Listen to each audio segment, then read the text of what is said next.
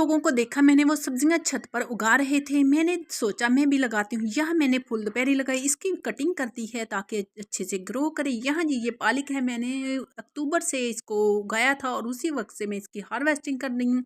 आज इसको मैं उखेड़ दूंगी और उखेड़ कर इसको मैं धूप में अच्छे से फैलाऊंगी ताकि इसकी हवा लग जाए अच्छे से। इनकी जड़ें जो हैं इनको भी जो भी नमी वगैरह जरासीम ख़त्म हो जाए। यहाँ जी मैंने 2 दिन की धूप लगा दी है। इसमें अब दोबारा फिर पालक लगाऊंगी। यहाँ जी पुदीना उगाने वाली हूँ। पुदीने को मैंने 2 रात के लिए पानी में अच्छे से इसको भिगो दिया था। इसकी देखें अच्छी खासी जड़ें निकल आई। अब यहाँ सुराख करके मैं पुदीना इसके अंदर लगा दूंगी। बहुत अच्छा सीज़न है पुदीना ग्रो करने का। बहुत सी सब्जियां अब हम ग्रो करने वाले हैं। यहाँ जी धनिया है, धनिया को मैंने 2 हिस्सों में कर लिया इस तरह से। अब इसको भी मैं चुटकी चुटकी लगा दूंगी।